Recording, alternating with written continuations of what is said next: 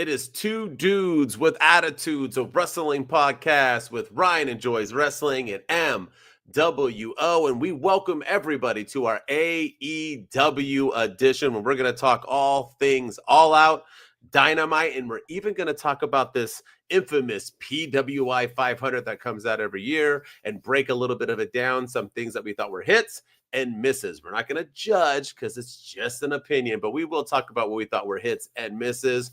Ryan, are you excited to talk all AEW? Because they were afraid to go head to head with WWE, and then they kind of beat them around, right? They definitely had the better card of the weekend. Yeah, and I think they had the better show. I think they whooped WrestlePalooza all over the place. And I don't know if WWE is going to stop the counter programming or what. But if I'm AEW, I keep the pay-per-views at 3:00 Eastern time every single time. I think that's probably the best start time for them moving forward. It was easier to buy a pay-per-view off HBO Max than it was to log into my account on ESPN. So what does that say? But yeah. All right. You ready? Two dudes with attitudes, let's go. It's the two dudes and our attitudes, ruthless, aggressively speaking, so let's do this. We're Ryan and Denton, they here to get your attention. The 5-star broadcast shit, start to the ending. Whether it's the E or it's all Lee, the two dudes with the attitudes that bring the heat. Get the point, yeah, it's on, time to lock in. Listen to the podcast where they get it poppin'.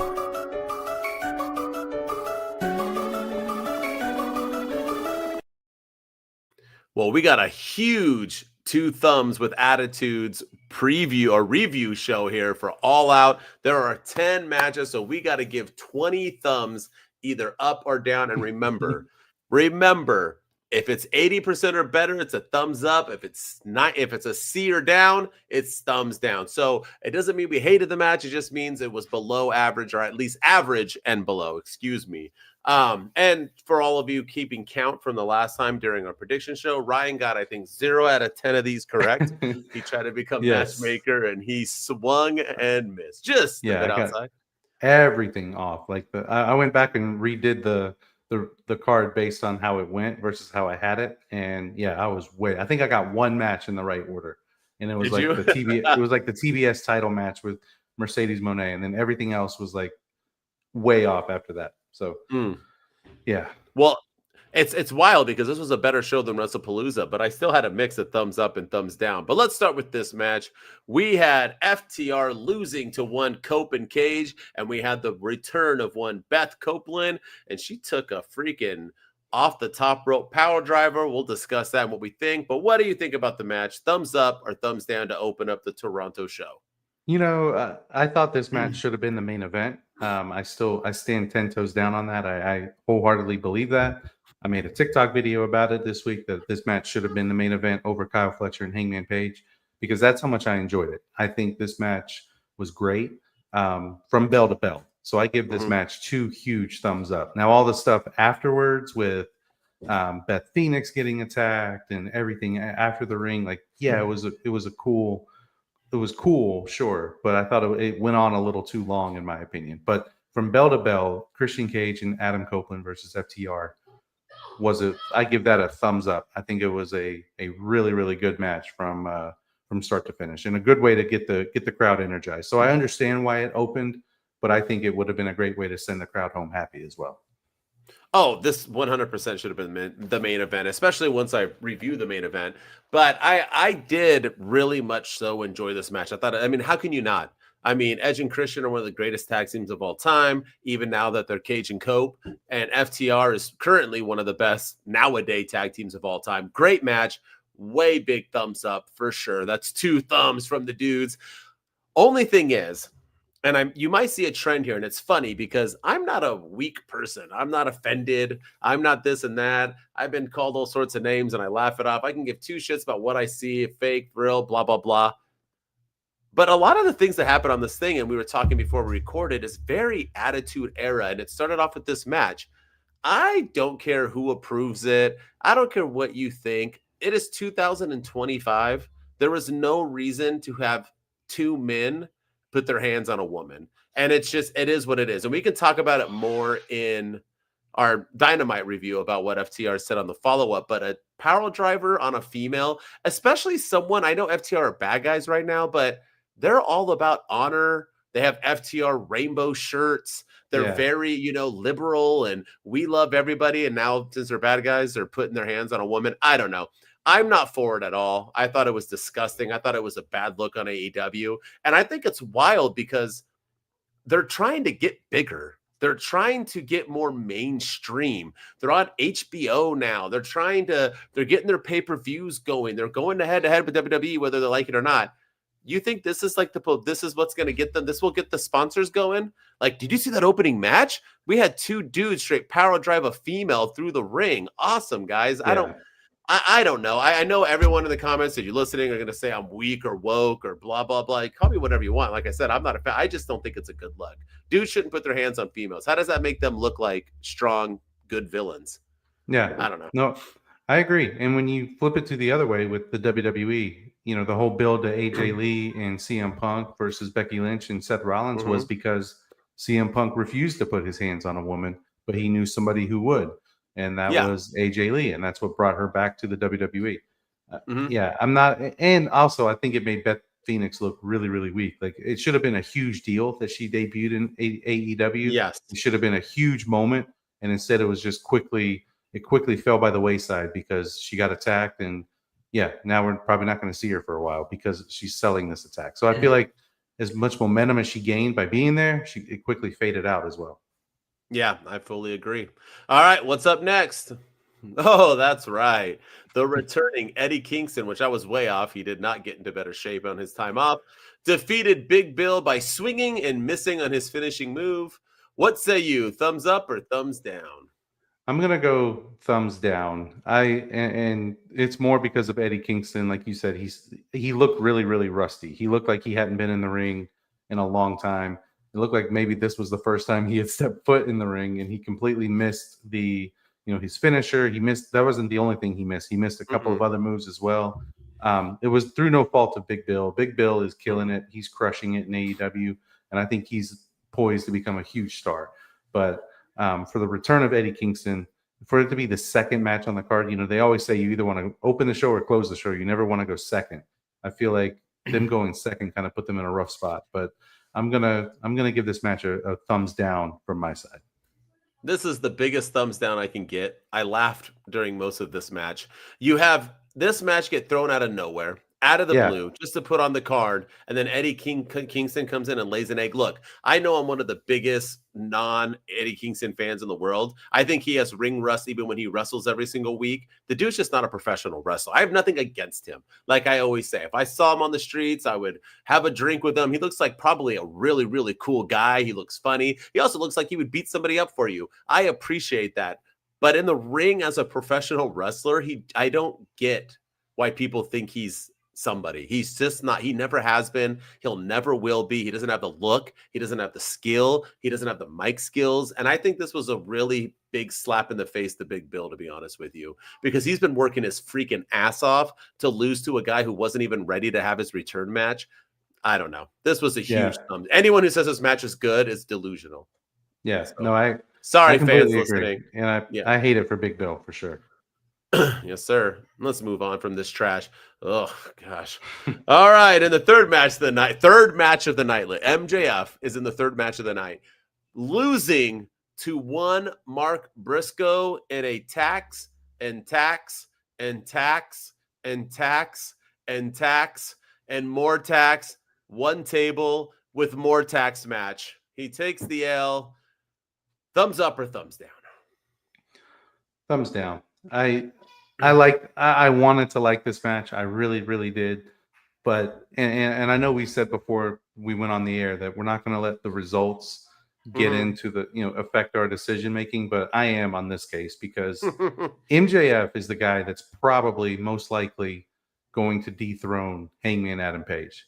MJF is the guy that has the briefcase. He just won the CMLL championship as well. He beat Mystico, so now he's carrying around that title. He is one of the most important pieces of your future in AEW. He's one of your building blocks. And you have him lose to a guy who loses to everybody else. Like Mark Briscoe loses to everybody.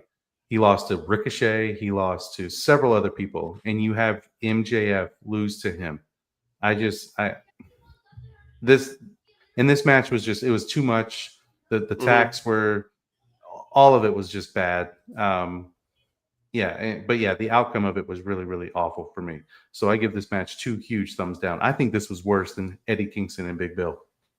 That's how bad I think it was. Yeah. I mean, if there's anybody I like less than Eddie Kingston, it's actually, no, I like Mark Briscoe more than Eddie. I can't even say that, but I dislike them both. I like Mark Briscoe because of what happened to him and his tragedy. And I will, God he's handled bless it him. beautifully. I will always respect him as a human being. But once again, I don't get him I don't get it. I just don't. And this showed it.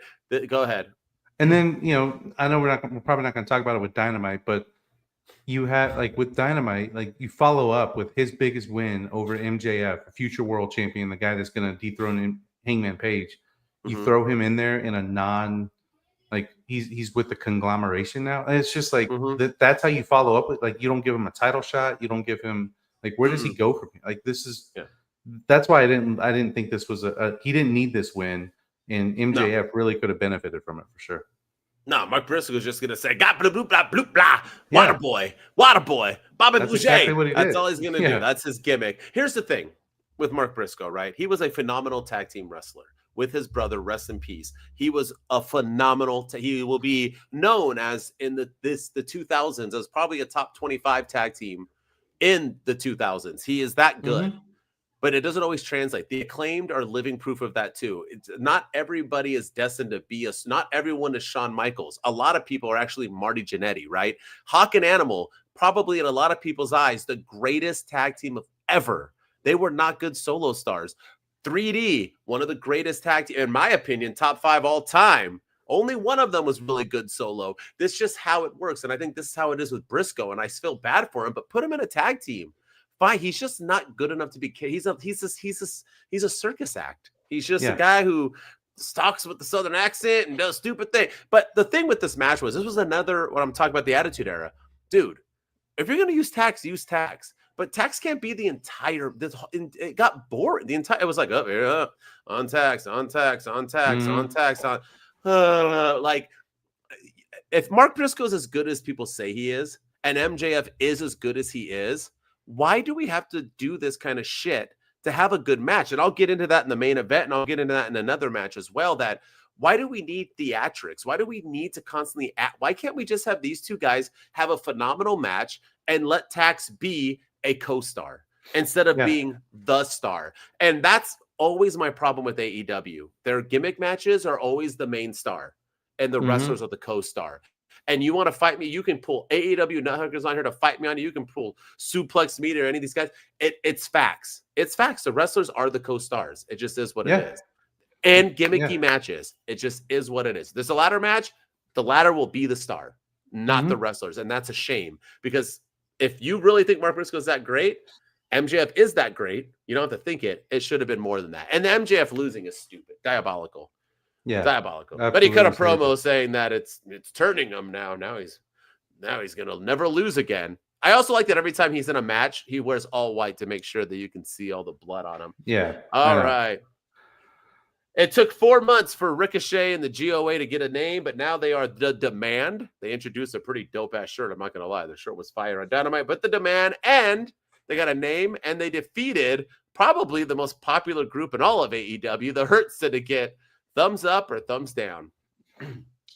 Oh man, I'm gonna go thumbs down on this one. I thought this match was fine. Like, it's a very fringe thumbs down. It's really close to a thumbs up. I could be convinced to turn this thumb up, but I'm gonna get, because again, I didn't like the outcome. I don't think the Hurt Syndicate should be losing right now, and it felt very much like there's a lot of reports out there and speculation that the Hurt Syndicate refuses to lose to tag teams and loses to teams, that they refuse to take losses. And that's why they had heat recently with Jet Speed, and because they didn't want to lose to Speedball Mike Bailey, and they didn't want to lose to FTR.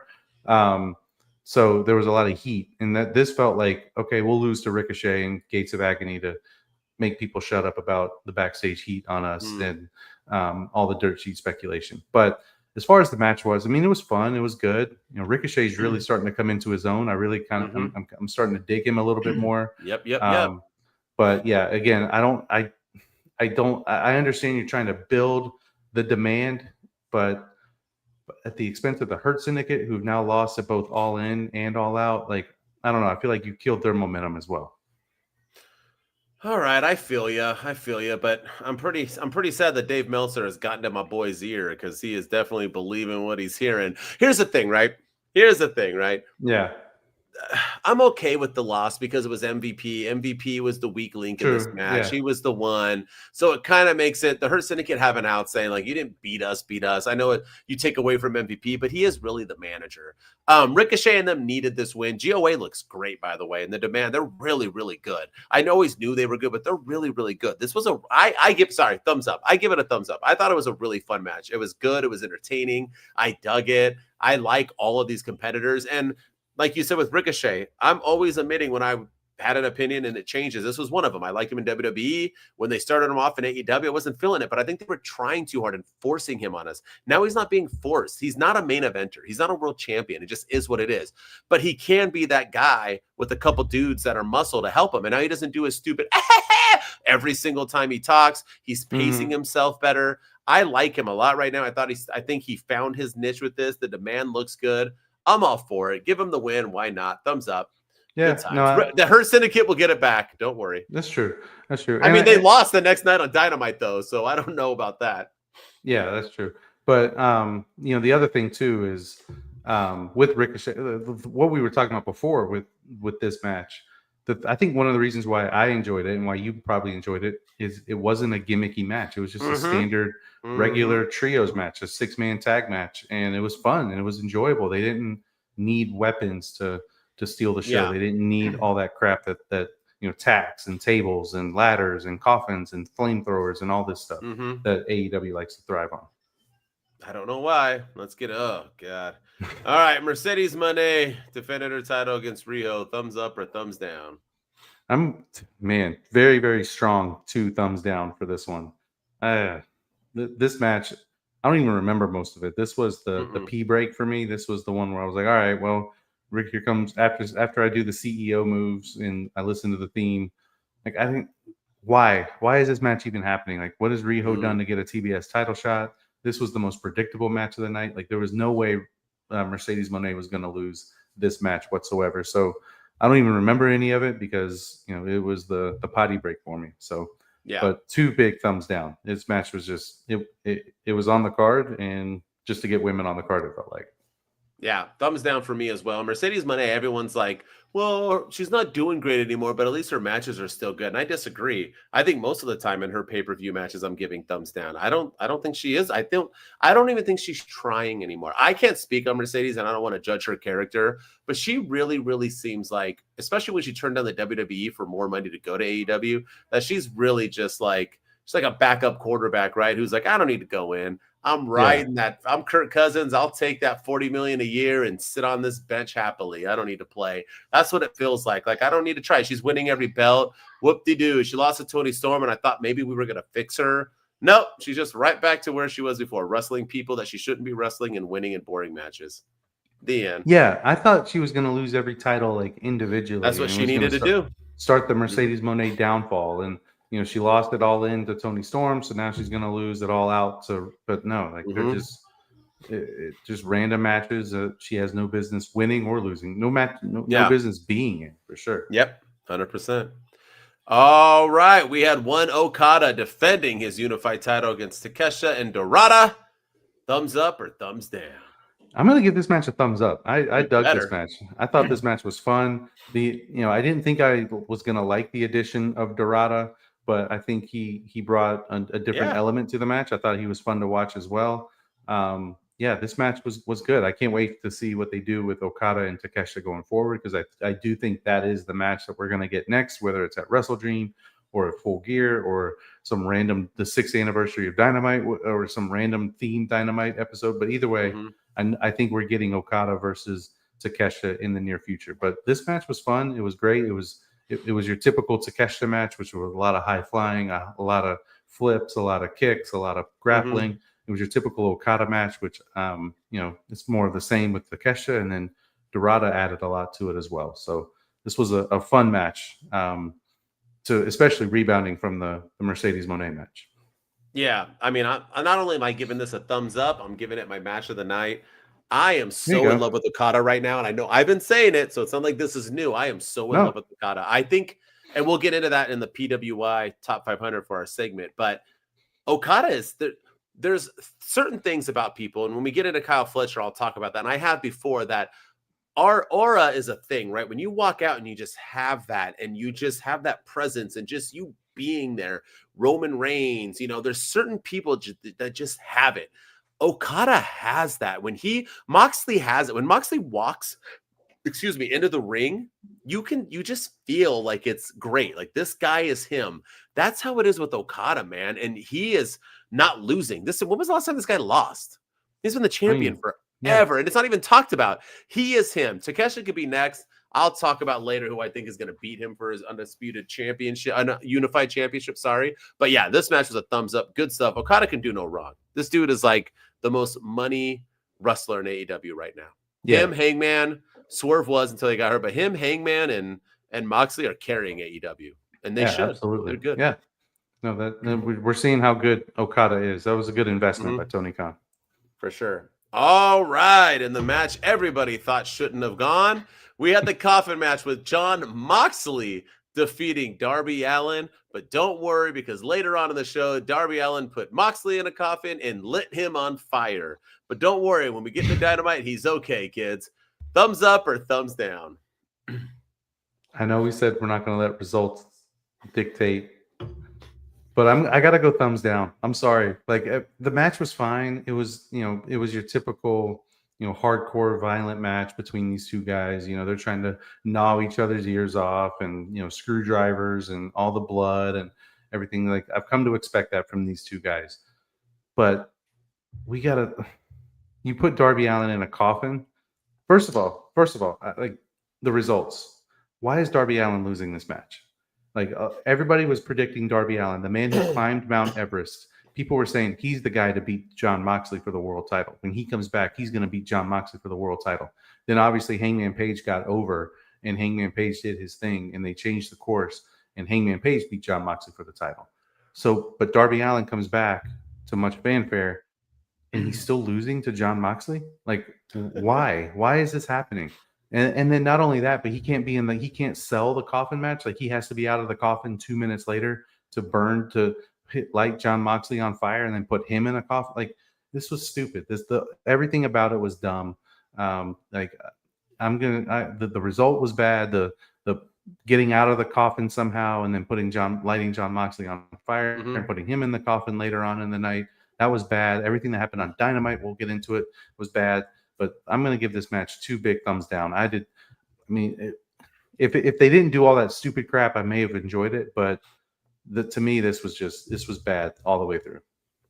Oh, this match is for sure a thumbs down. And it disappoints me because I predicted this match a long time ago. I wanted it. I needed it. This was the match I was looking most forward to. And they go and ruin it. And you said you expect these things, right? The ripping out ears and doing all. But it's, once again, I'm getting back to this isn't the Attitude Era anymore.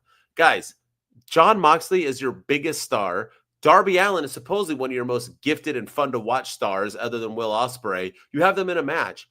Let them just fucking wrestle. Why do they have to cut each other open, light each other on fire, do all these stupid, like, why is the Weapons the main star? And why are they the co-stars? Stop.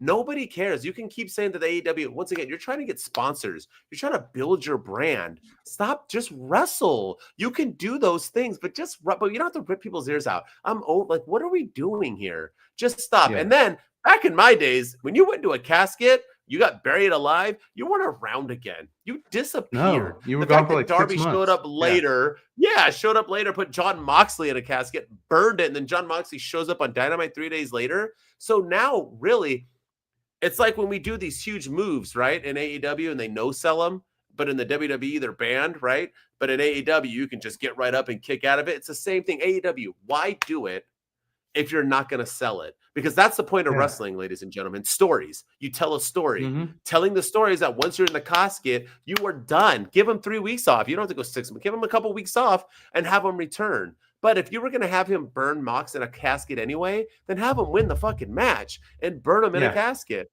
The end. And I actually I'm think confused. Yeah, I'm the same. I'm right there with you. And I actually think this was one of the best built matches on the card. I thought 100%. they did a fantastic job with everything. And then this is what they came out with. And again, Darby Allin was the guy that people thought was going to dethrone Jon Moxley and win the world title off of him. And if maybe that was the outcome they had planned from the very beginning. Maybe he wasn't ever the guy because and you killed all of his momentum. The man climbed freaking Mount Everest. Like, he should be your biggest star right now with Hangman Page, and you have him lose. It makes no sense whatsoever. I mean, maybe that's why he can survive a casket, because he's used to no oxygen. I don't know. Yeah, I don't know. All right, and what I called the shocker of the night. Yeah. Toni Storm is no longer the champion, ladies and gentlemen, and she didn't lose it on a one-on-one to build a star. She lost it in a four-way. Kris Statlander defeated Thekla and Toni and Jamie Hayter to become the new women's champion. Thumbs up or thumbs down? Very, very fringe thumbs down. I think this match, I think it was fun. I think it was good. I was shocked that Toni Storm not only lost the title, but usually in a four-way, like, the champion doesn't have to be pinned to lose the title. But nope, Toni Storm took the pin. So she took it, and so I thought that was shocking as well for her to take the pinfall loss. But I don't know, like, this match would have been better one-on-one. I don't know why Thekla was in this match. I don't really know. She didn't really add much to it, in my opinion. And I know Jamie Hayter was in this match because she's Jamie Hayter, former women's champion. But she really didn't add a lot to this match either. This match really should have been a one-on-one, and I think it would have gone over a lot better. Nobody's talking about Kris Statlander beating Toni Storm at All Out, and I feel like it should have been the talk of the town coming out of the event, especially with it being one of maybe the only title? Yeah, I think it was the only title change of the night, and this is all, like, nobody's talking about it, and I just find that very, very sad. So very fringe thumbs down. Match was fine. I just wish that Toni, and I was shocked that Toni Storm took the pin, but I think it should have happened in a one-on-one match. First thing, I love the match, so I got to give it a thumbs up. I did like the match. I thought it was fun. I thought it was well done. I thought all four girls showed out. With that out of the way, now I'll talk about what I'm disappointed in. Number one, if you were going to have Toni Storm drop the title, she should have lost it to Athena. Athena was hot. She hasn't lost in 17 years. She's the ROH forever champion. Why not just give it to Athena? Is phenomenal. And she's better, than Kris Statlander. So why not give her the title? Okay, fine. You don't want her to have it. You want Kris Statlander to have it. If you're going to have her change titles, then have it Statlander versus Toni Storm. Toni Storm is your biggest female champion probably ever. People think she's better than Britt Baker as well. So possibly the best women's champion you have ever had in your freaking company's 6-year span, and you have her lose it in a four-way after beating people like Blake Monroe and Athena, and the list goes on and on. And Kris Statlander isn't Mercedes. Ready. Yeah, Mercedes. Yeah, you just beat Mercedes, the person who cannot, and then you just have Statlander beat. Very sure. I'm hoping out of this we get a new Toni Storm. Timeless is. I already said this last week. It's run its course. It's done. She's a lesbian. I get it. We need Toni Storm, a new character. Come on, Chris Jericho. Be Chris Jericho and reinvent yourself. But Kris Statlander being the champion, and she showed on Dynamite. She's not there. She just doesn't have that it. I'm fine with her winning it. I like her. She's good. I would have been happy with Athena, but I also think she would have been talked about more, and she would have felt more prominent if it would have been a one-on-one match. So the match is still a thumbs up because the match itself was good, whether I like the booking or not. So yeah. No, I agree with that completely. All right, another fun match. We had the tag team championships in a four-way ladder match. Brodido defended by beating the Young Bucks, Jet Speed, and the Don Callis family. And afterwards, we had the return of one Jack Perry, who decided that he did not want to cost the Young Bucks the match. He would wait till after the match, win or lose. Luckily enough, they lost. He came out to join. Just kidding. He's now a babyface. He showed a graveyard because I guess that was the theme of the night. Out came one Luchasaurus. Kill Switch is dead. Thank freaking God. And Jurassic Express is back together, I guess. So, yeah, there you go. Oh, Thumbs up, thumbs down. I'm gonna go thumbs up. I thought the match was fun. This was Mhm. one of the few gimmicky matches that they had of the night where the wrestlers actually performed well over Mhm. the ladders. Yeah. And I thought everybody did their part. I thought Brodido looked fantastic. Jet Speed looked good. Hechicero and Josh Alexander. Still don't really know why they were in this match but No. they looked good in the match nonetheless. And then of course the Young Bucks are doing the best work that they've done in their AEW runs. They're just continuing to be fantastic. So I thought the match was fun. It was enjoyable. They had a lot of good spots, but they didn't overdo it like AEW tends to do. And then I like the thing at the end with Jack Perry coming out and thinking he's going to rejoin the Elite, and then turns out he's the one that brought Luchasaurus back to life. The only thing I didn't like about that though was Luchasaurus just wrestled at Forbidden Door with the Patriarchy. Ding, ding, ding. And they showed that same thing, but they never showed the person that like revived him. So like, are they going to tell that story? Like, is he going to go? Is he going to? Did he turn on the Patriarchy? Are they working together? Why would he revive Luchasaurus just to have him help the Patriarchy? Like, are they coming after Christian Cage? Is that why they're doing it? Like, so. But there's a lot of stories that they can tell with that, and hopefully they don't just I don't want them to think that we forgot that, and I don't want them to just forget it. I want them to kind of tie it all together. But other than that, I thought the match was good. I thought the ending was good. Everything was good. The right team won, and we get an OG tag team back in the AEW tag team division. So that's always a plus. Yeah, here's my thing. This match is a thumbs up. Most ladder matches are going to be a thumbs up unless you really, really mess it up. And these, 8 men are way too talented to mess that up. So yes, this was a banger of a match. Now let's get into Jack Perry.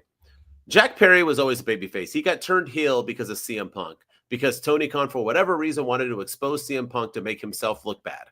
And I never really got that, and I still don't get this. And I actually think it made CM Punk a bigger star on his return back to WWE because of Tony Khan, by being so idiotic about what he was trying to expose of him, which wasn't even an exposure. And they made Jack Perry a bad guy.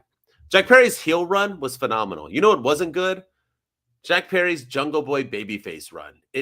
I never bought into it. Jurassic Express, it is what it is. Him and Luchasaurus, yawn. They were fine. They were whatever, but they were cartoonish and boring. Now you finally got this dark side of Jack Perry. You bring him back to pair him back up with it. So as long as they're not Jurassic Express, as long as they are still, Jack Perry looked like he still is dark. As long as they're still like a dark character, then I'm all for it. But yes, the logic was really, really stupid because he already came back.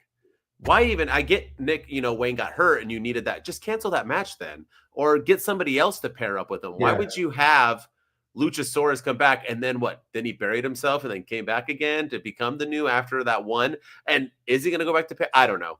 But I'm all for it. Jack Perry's the greatest TNT champion of all time. I'm for him coming back. I'm looking forward to seeing what they do. And I'm going to have to wait a little bit because I guess they were not important enough to be on Dynamite this week. So you didn't have Tony Storm on Dynamite. You didn't have the Hurts. You didn't have a lot of the losers on Dynamite. You didn't have Jurassic Express on Dynamite. And I felt like that was a huge, huge L from Tony Khan. Like that was like one of the most talked about things coming out of the show. Yep. Jack Perry. You making us wait another week. Like I don't get that. I also want to say, check out my TikTok page at my_wrestling_opinion. I called that shit. I called it incorrectly, but I called the return of Jack Perry this match with the Young. But I just said he was going to go with them and help them win. Nonetheless, I still called that shit. So I was, boom. Profit lives again. All right, main event. Anyone listening right now and anyone tuning in is going to be really pissed off at me. But thumbs up, thumbs down on Hangman Page defending his title against one Kyle Fletcher. I'm gonna go very, very fringe thumbs up. I thought it was a fun match. I still think that I keep saying this, but I mean it. I think this match should have opened the show, and then Christian Cage and Adam Copeland should have closed the show, and I think it would have been 10 times better. Especially if you had ended with FTR, attacking Beth Phoenix. You end the show on a cliffhanger and get people to want to tune into Dynamite to see what happens next. But either way, we've just found out who Kyle Fletcher's opponent was, or Adam Page's opponent was, like 2 weeks before the show. And so they didn't really do a lot to build to lead up to it. And I probably would have enjoyed this match a lot more if it was TNT title versus AEW World title, winner take all. But the fact that it was just a world title match, you know, it was fine. It was your typical Kyle Fletcher match. A lot of flips, a lot of you know, typical Hangman match, which like he can do everything. By the way, like that man is a jack of all trades in the ring. We talk about his character work, but we forget about how good in the ring he is, because he can do flips, he can do off the rope stuff, he can do grappling stuff, he can do submission. Like the man is a jack of all trades. But Kyle Fletcher, I mean, I think he solidified himself as a main eventer, I guess, with this match. But I mean, it was fine. It was a predictable outcome too. Like we all knew, like there was no way Hangman Page was dropping the title after beating MJF. He's not going to drop it to Kyle Fletcher.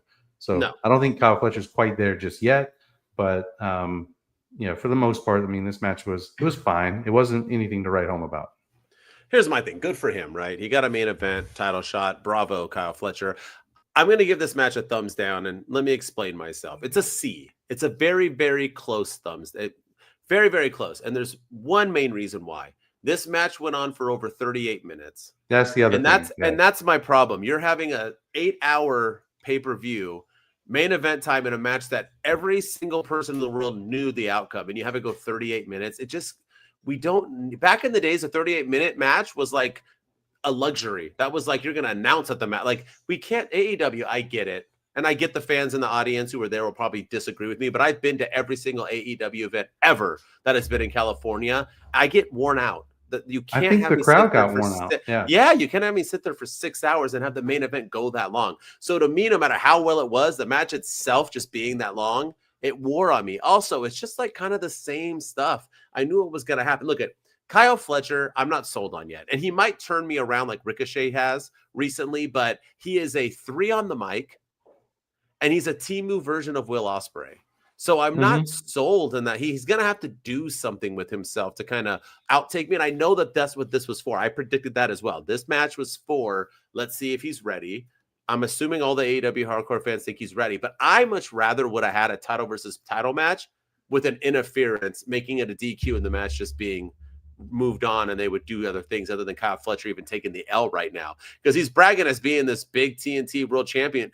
He lost. He still lost the match. There are no moral victories in pro wrestling. If you don't believe me, ask Kevin Owens, ask Drew McIntyre, ask Finn Balor. You know, the list goes on. Shoot, ask MJF right now. There are no moral victories. You don't get a nice try in pro wrestling. So I don't like that he took the L either. But nevertheless, it was fine. I mean, overall, all out mopped the floor with WrestlePalooza. Oh, 100%. Wasn't even freaking WrestlePalooza was a freaking hot dumpster fire. But I just barely give this a thumbs down. Like I said, it's a C. Yeah, it was an you average. Cut 10 minutes out of it, and the match is, you know, I'd probably give it up B plus. Yeah, probably goes up a lot. Yeah, 100%.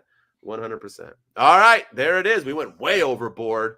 Let's get into it. We went into Dynamite, and Dynamite was fire, my man. It was a pretty damn good show. Dynamite has been doing its best lately. It has been cooking. I do really much enjoy it. Let's start first. Let's go in right afterwards with what's going on, and that's one Adam Copeland. He shook up the internet. They showed a backstage segment from All Out where he got interviewed, and he basically said he can't do this to his family anymore. He has to go back to Beth, whatever. He went backstage, saw Christian Cage. The lighting was bad. They both looked like they were like 75 years old back there. When you don't have the lights on you and the oil, they look like old, wrinkled booby men. It was very awkward. I was like, those aren't my heroes. But nonetheless, he said that he's done. He's probably not going to come back. And Cage said, I don't have a family anymore. And this was my favorite part of the whole thing. I don't have a family anymore, so go get yours. And he said, you do have a family. And they shook hands. That was like my favorite moment. And that was the confirmation that Cope is coming back. He is. I'll let you get into that. And then FTR cut out a promo and basically said the reason why they did what they did to Beth Phoenix was because she's not a chick. She's a dude.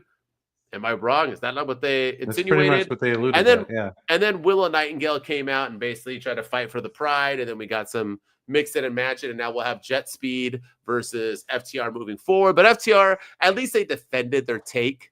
They did play the villainous role. I don't like, once again, it's 2025. So first we're beating up women, and now we're beating up women because they're buff like dudes. Like, come on, Tony Khan. I thought Tony Khan was this like really hardcore, you know, good dude. Like, he's writing this shit. I don't know. But nonetheless, what say you? And I'll let you address the whole stupid Adam Copeland's future theories going on. Elvis is also not dead, just so you know. So yeah, I thought the segment was good. It was they're doing this thing that we have begged AEW to start doing, and that's tell a story. And I don't understand how the internet just exploded this morning with videos and reports and theories that Adam Copeland said he's leaving AEW. He's leaving AEW. His contract runs out in October, so he's leaving AEW. And you know what this means? He did the 5-knuckle shuffle and the attitude adjustment in the match against which FTR kicked out of at 1, by the way. But yes, they did. Yes, they did. Womp womp. It was a cool like, this is get you back, John. Thanks for doing my moves. And then FTR was like, we ain't having this shit. Yeah, but yeah, so they did the 5-knuckle shuffle and the attitude adjustment in the match, and everyone's like, see, they were talking to each other, and John Cena did the Edge spear, so now we're going to get John Cena versus Edge in the retirement tour, and he's going to be John Cena's final opponent, and oh my God, make it happen. It was all over the internet, and I'm like, wait a minute, like, huh? Like, yes. Are you people like dumb? Like that? I mean, I made a TikTok today, like kind of ranting about it because I was just like, you people are too stupid to understand. Like, 100%. You ask for them to tell stories, and that's exactly what they're doing. They're telling stories, but you don't quite understand the story that they're telling. But like, he's coming back to AEW. He's not leaving the company. We don't know anything about his contract. Like, people are like, it runs out in October. We don't know that. Yeah. He's been hurt majority of his contract. So who knows? Maybe Tony Khan adds injury time. He's known to do that. He 100% does. So yeah. So who knows that maybe he's not actually leaving? Like, I don't know. But the internet is just freaking wild. It's probably one person that started that whole thing, and everyone just runs with it. And now, and somehow, some way, Tony Khan will get criticized when the match doesn't happen. Oh, well, Tony Khan wouldn't play ball with WWE. Well, first of all, they're also counter programming you. Like, why would Tony Khan want to help the WWE right now? Like, that doesn't make it. It's no so way should Edge go to WWE for a one-off while in contract with AEW. Hell to the no. No, not at all. Not at all. And even if he just goes for even if he's not under contract with AEW, like, and he goes and it's not like, no, that's not happening. It's not. And he's retiring in AEW with Christian Cage. They're going to win the tag team titles. He's going to go away for a month or two. FTR is going to win the tag team titles off of Brodido. And then when they do, that's when Copeland Cage are going to reunite and go after the tag team championships. It's right there, right in front of us. Just sit back and watch and make it happen. You know he's leaving, right? And when he comes back, you know what match is going to happen, right? I'm calling it right now. Are you ready? Yeah, go for it. FTR versus Cope and Beth. Yeah, I can see that. That's 100% what they're setting up. Yeah. She has to get revenge. She got the pile driver. She's coming back for revenge. You know what they could do is, while he's hurt, I mean, there's so many ways they could do this, but while he's, with his family, Willow Nightingale could turn heel and join FTR and beat up Christian Cage and take him off the shelf. Or you can have and then Willow Nightingale and FTR versus Christian Cage, Beth Phoenix, and Adam Copeland. I mean, there's so many ways you can do this. They wouldn't hit Willow though, huh? So I guess she's not manly enough for them. True. Yeah. All right. Well, speaking of returns, because we had the Beth Copeland return, we also had another return. My favorite wrestler and yours, Mr. Orange Cassidy, came out of the portrait and oddly got put into a tag team match randomly, and then oddly didn't get the pin. But nonetheless, he's going up against Don Callis. He hugged Okada. I have a theory. What say you? Were you excited that Orange Cassidy was back? Are you excited to see freshly squeezed return? Did you miss him? Whatever. Yeah, no, I did. Yeah, I mean, it was good. I'm glad to have him back. He's like the wrestling version of Bill Belichick. Like, just no, I'm on to Okada. I'm wrestling Okada next week. It's just no expression, but I love it. No, I'm glad he's back. I'm happy that he's healthy, and I don't understand. Like, okay, I'm gonna go back to my rant about Mark Briscoe. First of all, he's at the beginning of Dynamite, he's talking like the Tasmanian devil again. He's like, and then they're like, "Who's your mystery opponent?" And he's like, well, I'm gonna someone who's freshly squeezed, and they're like giving us the answer, and I'm like, why? that's cute, yeah, very funny. Like, oh, and he wears shades, and we're gonna be looking orange tonight. Like, there's just like all these like little cues that it was gonna be Orange Cassidy, and it was like, okay, like, can you just let us be surprised? Like, I get we all knew it was coming, but can you like don't telegraph it, and then he comes out of the portrait. He doesn't get the pin. It was a weird way for him to come back, but I am glad that he's back, and I'm excited to see what he does. I really think he should have been the one to take the belt off of Moxley, but maybe he's the one to take the belt off of Okada, which would be ideal. He's held the international championship before. He's held the first one, wasn't he? Yeah, he was the first one, the longest one too, and he beat John Moxley. Like, that title has a lot of great lineage. MJF has held it, so. Yeah, now Okada's holding it. So, yeah, sign me up for Okada and Orange Cassidy. That would be a great match, a great feud, and should be something that's a long-term program in AEW. I think after Okada beats Takeshita, I think that's what we're getting. I think Orange Cassidy is going to dethrone Okada. Why not? Okada has 3 months. 3 months left. Then he needs to lose to Orange Cassidy and then move on to the World Heavyweight Championship. He's way too big, way too good to be. Yes. So they need some people in the world title scene because MJF isn't there. We don't know when he'll be back. We don't know when Swerve Strickland's coming back. Will Ospreay's gone. Adam Copeland's like right now. Like AEW's kind of the cupboard is kind of bare. I mean, they had to put Kenny Omega's not there. They had to put Kyle Fletcher in the main event of All Out. Yeah. They need some main eventers. So yeah, I could see Okada moving up for sure. Yeah, but definitely glad Orange Cassidy's back. It was fun stuff, and I did miss him and whatever. All right, let's get into the announcement. Jon Moxley came out, tried to get Willow Nightingale into his crew. She said no. She ran away, gave middle fingers, took off. Funny stuff, so on and so on. Right? That was her who did that, right? Yeah, they ran away. Yeah. Oh, well, did she do it or did Harley Cameron do it? Nonetheless, Harley Cameron ran after her. She ran away, yeah. Marina Shafir looked like she wanted a piece of that ass again, but they ran away, and then all of a sudden out comes Darby Allin with a flamethrower. I guess he was ready for seconds. We already talked about the stupidity that Moxley was on the card 3 days later, and that Darby is now still trying to commit murder in front of thousands of or hundreds of people. I don't know who was there, but nonetheless, he went and he said that they're going to have an I Quit match at Wrestle Dream. This sounds like a recipe for disaster. I do not see any way, shape, or form Darby Allin making Jon Moxley quit unless he's going to light him on fire, and he's afraid of fire now because he just got burned and he's going to say, I quit. But I do not like, if I was to envision somebody doing something or somebody never doing anything, I cannot envision Jon Moxley quitting. I can't envision John Cena saying, like, there's certain wrestlers that will never, ever, like Randy Orton will never say, I quit. Like, I don't, Cody Rhodes will never lose. I just don't see Mox having little ass Darby Allin, like putting him in a submission, making him quit due to like I'm going to hit you in the balls. Like I do not see it happening. Do you? This just seems like a disaster movie. Like Darby cannot take another L.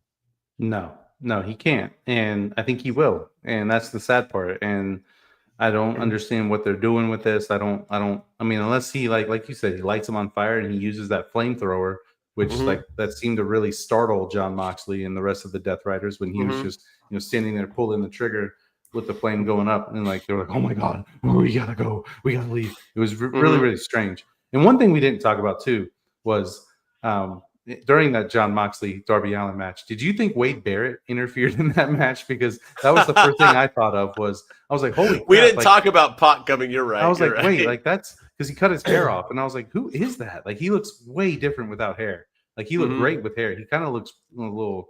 No, he looks awful. Yeah, he looks awful. But I was like, that's Wade Barrett, and then I was like, wait a minute, no, that's Pac. It's supposed to be Pac, but and then he was there on Dynamite too, and he just looked rough, and I think the Death Riders are getting a little too big too. Like we don't need any more. They're like people. The NWO right now, bro. Yeah, like everybody's trying to add Kris Statlander, and now they're trying to get they don't need any more people. But Darby Allin's totally going to lose at Wrestle Dream unless something big happens, which like setting him on fire, which could very well easily happen. But I don't like what they're doing. I don't like the direction of this anymore. Yeah, I agree. We'll see. I'll let it cook a little bit more. I let it cook the first time and I was disappointed. We'll see how the second one goes. All right, last thing on Dynamite. New titles announced. Tony Khan, without ever blinking, announced like this that AEW has new women's tag team championship belts. What say you? You happy? I mean, I guess like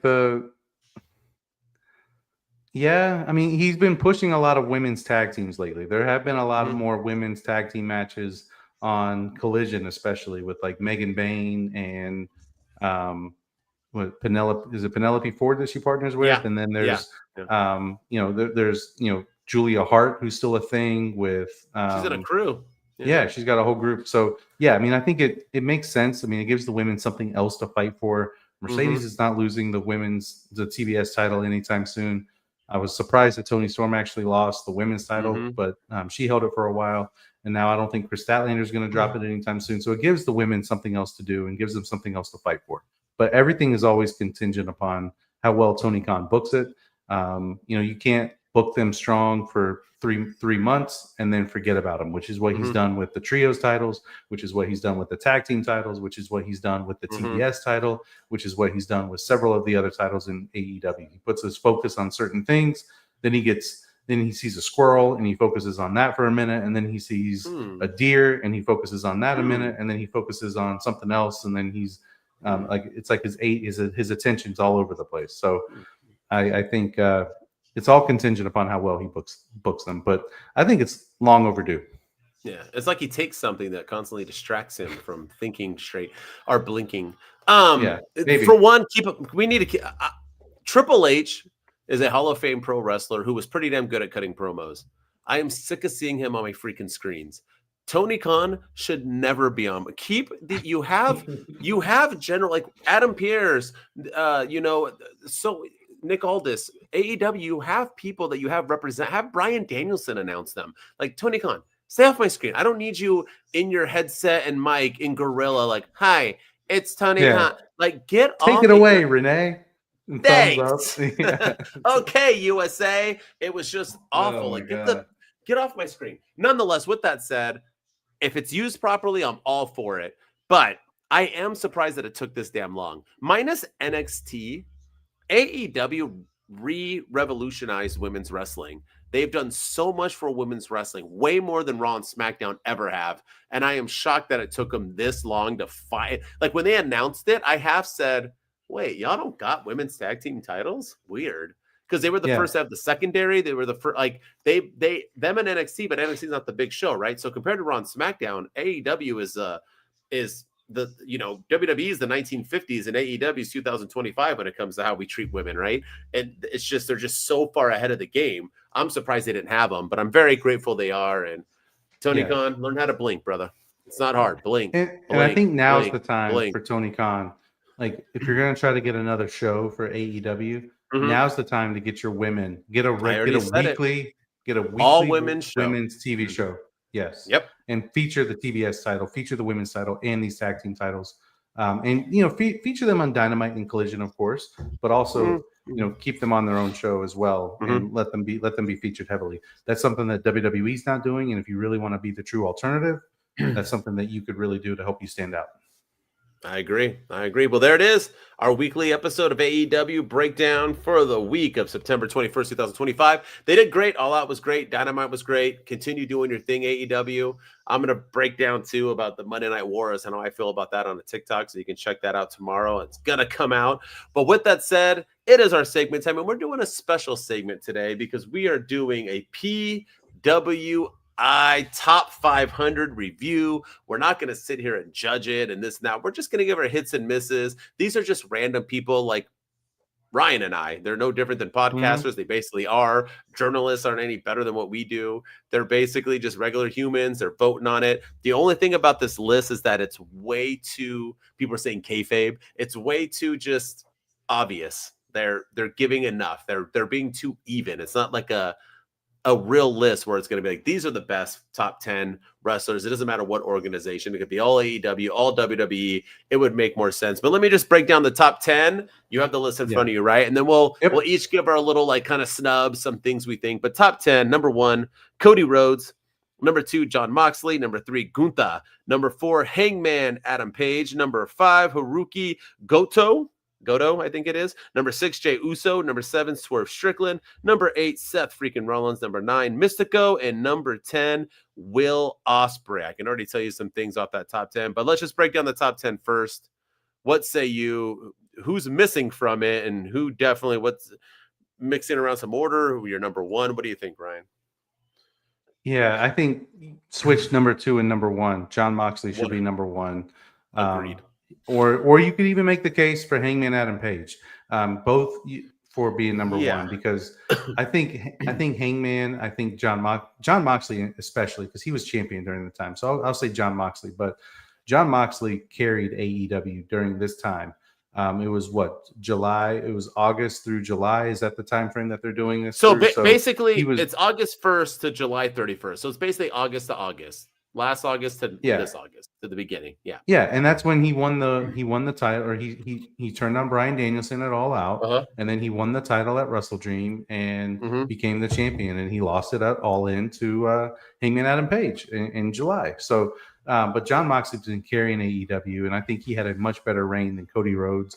Cody Rhodes lost his title at WrestleMania. He had some questionable matches. Yeah, he didn't have the belt for most of the time.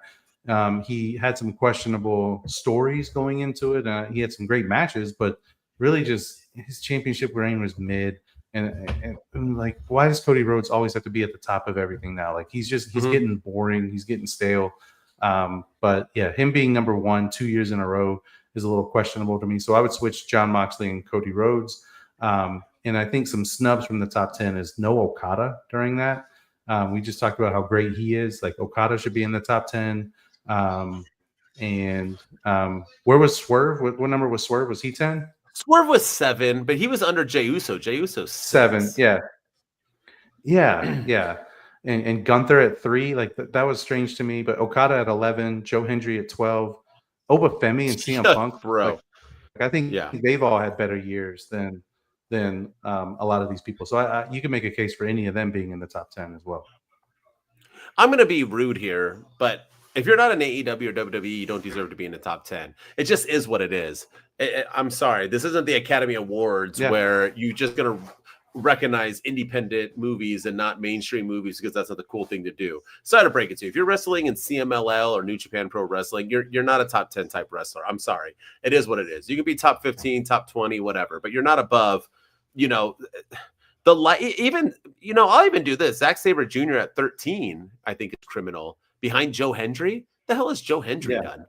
Like we're going off of a win-loss record, championships won, quality of competition. Who has Joe Hendry wrestled? So I agree with you. Jon Moxley 100% should be number 1. I don't even think Cody Rhodes should be number 2 or 3. I put Hangman. I put Okada at number 2, to be honest. I might do Moxley and Okada and then follow that up with I think Seth Rollins needs to be higher. Seth Rollins carried the WWE Championship or not, and he had it somewhat during that time frame. Him higher, Obafemi for sure. Obafemi has carried NXT on his back. And someone that should 100% be in the top 15, CM Punk should be in the top 10 as well. But top 15, Dominic Mysterio, the biggest heel in all of pro wrestling, is number 48. You're going to tell me right now that Takeshita, Damian Priest, Trick Williams, Jacob Fatu, Nick Namath, LA Knight, Dorada, Braun Breaker, Masha Slamovich for some reason, Mark Briscoe, Randy Orton, Kyle Fletcher, Moose, Gabe Kidd. These people have had better runs in the past year than Dominic Mysterio. The hell are you drinking? Javon Evans is number 47 ahead of Dominic Mysterio. Oh my! And this is not even knocks on them. They could all be in their same rankings, but you move Dominic up. Like, I am so you have Javon Evans, Dirty Dominic Mysterio, and Matt Riddle. That's where Dominic Mysterio is. It's just kind of Gunther had a good run, but his championship reign was boring. And that's the thing with Cody, right? Last year, I get why he was number 1. He beat Roman Reigns. All right, you deserve number Roman's 1. not even on the list. top 500. But you have Cody have the most boring reign ever. Then he loses. And where's John Cena? Yeah. He's not. Sorry, but he started back in January. January to August doesn't get him in the top 500. Is he in the top 500? I couldn't even find him. Where is John Cena? John Cena was the champion for 4 months. Did the first ever heel turn. He's not even on it. Yeah, it's just we're in bizarro land. But just remember, too, that Shawn Michaels never was the number one. I don't even think he was ever number 2 in these rankings. And Shawn Michaels is the greatest of all time. But yeah, you got to move some people around. I mean, Hangman Page. I mean, Will Ospreay above Okada. I like Will Ospreay, but what has he done? That Okada is the undefeated champion for how long? That entire time. CM Punk, yeah.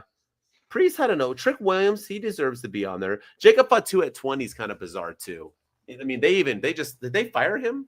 I mean, how good is he if he's not even? Yeah, he's gone. Did he get injured? I don't know what happened to him. Yeah, he just disappeared. He's off our screens.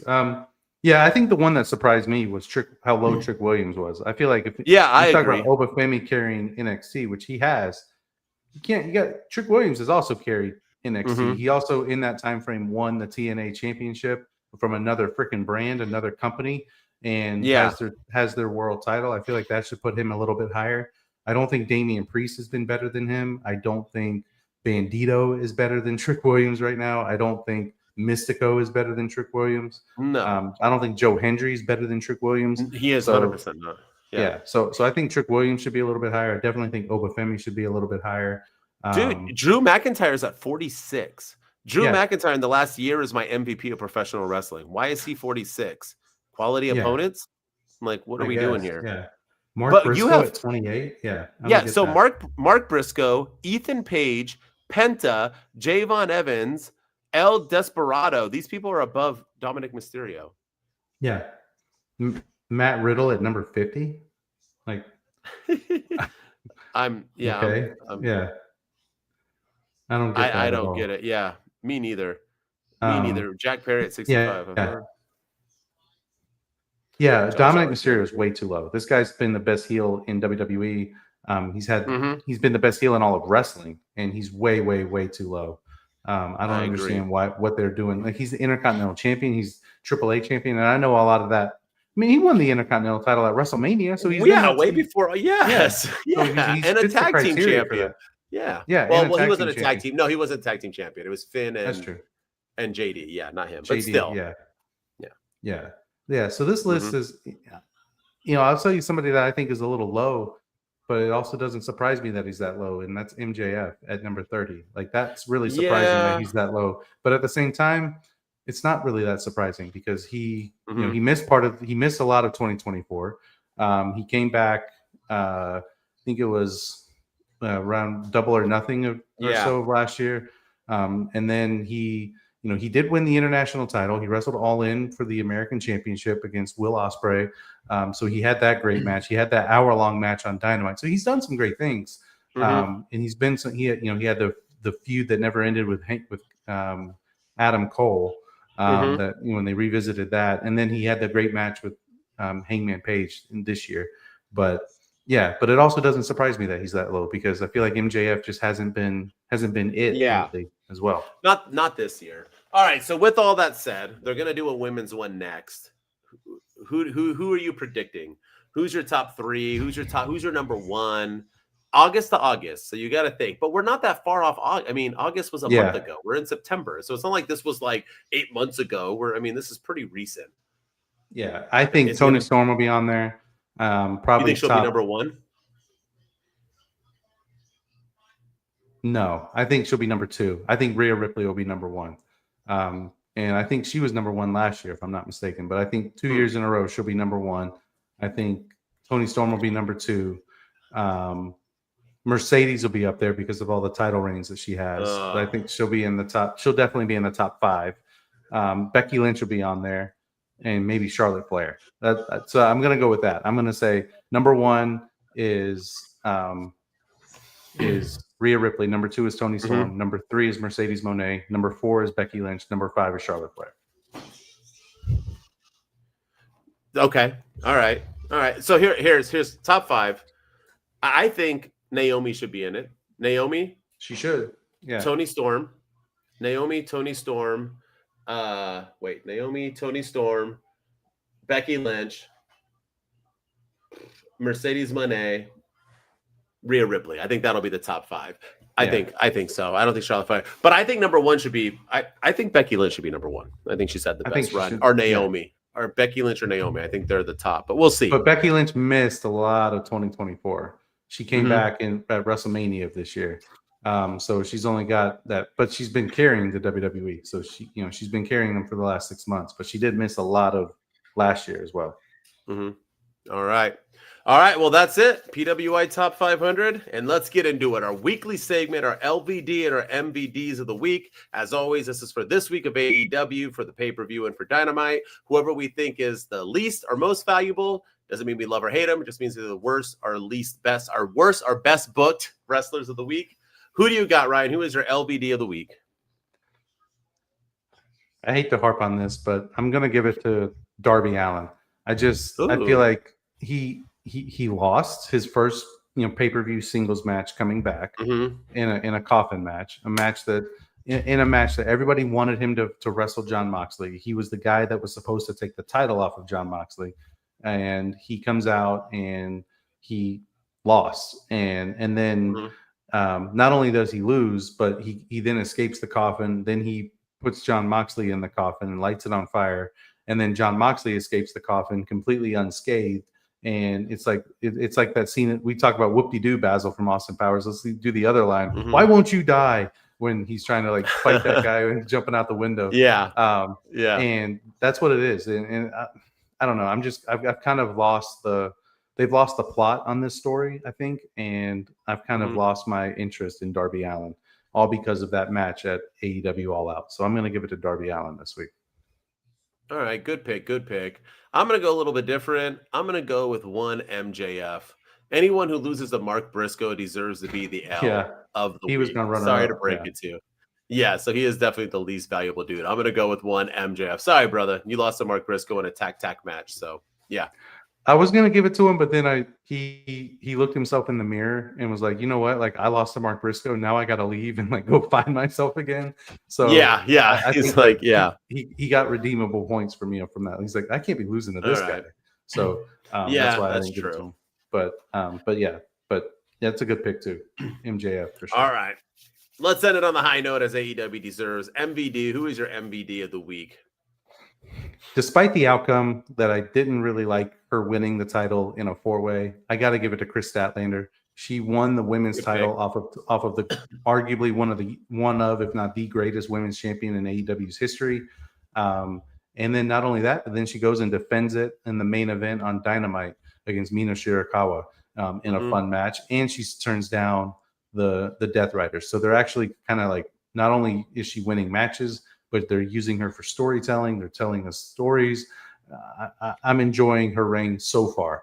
And I think the fact that she beat Toni Storm and defended the title again and is just doing great things on the main roster. And I feel like they've been kind of building her on the side.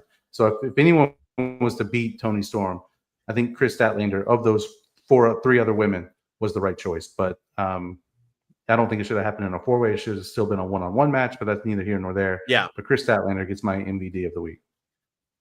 All right, good pick. I'm going with my boy Okada. Okada won, I think, in the best match of the week out of everybody. Out of all the matches, I thought he was the best match. I just think he's that guy. He never loses. He continues to win. He's the face of the Don Callis family. I think he's slowly going to become the face of AEW if he continues on these ways. He's just that dude. I know he didn't do much on Dynamite, but nonetheless, I like Okada. He's my MVP of the week. I just thought that match was fun, man. And a lot of people predicted Takeshita winning, and he didn't win. Okada thrived again, so. I like your pick of Orange Cassidy dethroning him. I like that pick a lot. I'm going should with happen. It. Yeah. I think so. All right, y'all. Thank you so much, as always, for tuning in, whether you were live, whether you're watching this recorded. We appreciate you. Don't forget to review us. Give us a rating, 5-star reviews, comments, so on. Give us some love. We're trying to kick back this algorithm again. Our views have gone down. We're trying to get them back up, so help us out. As always, too, if you just want to listen to me, you can check me out at my_wrestling_opinion on all your social media outlets. And with me, as always, is... Ryan enjoys wrestling on all the social media platforms. Go follow me on TikTok and everywhere else. Go follow us, the podcast, at Two Dudes with Attitudes here on YouTube. Subscribe. Help us get our watch time up. Help us get our name out there. Help us get pushed by the algorithm. Go follow us on TikTok as well at Two Dudes with Attitudes, on Instagram at Two Dudes with Attitudes Podcast, and on X at Two Dudes PC. And we're live tonight, so go follow us on Twitch if you haven't done so already at Two Dudes with Attitudes. And then if you're listening to us on Apple and Spotify, we're in the top 10% of all listened to wrestling podcasts out there. So help us climb up the ranks, help us keep doing our thing and get us into that top 5%, that top 1%. So appreciate everyone's love and support. The way you can do that is by dropping us a 5-star rating and review and telling everyone about your favorite two dudes on the internet.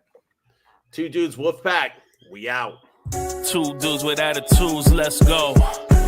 It's the two dudes and our attitudes, ruthless, aggressively speaking, so let's do this. We're Ryan and Denton, they here to get your attention. The 5-star broadcast shit, start to the ending.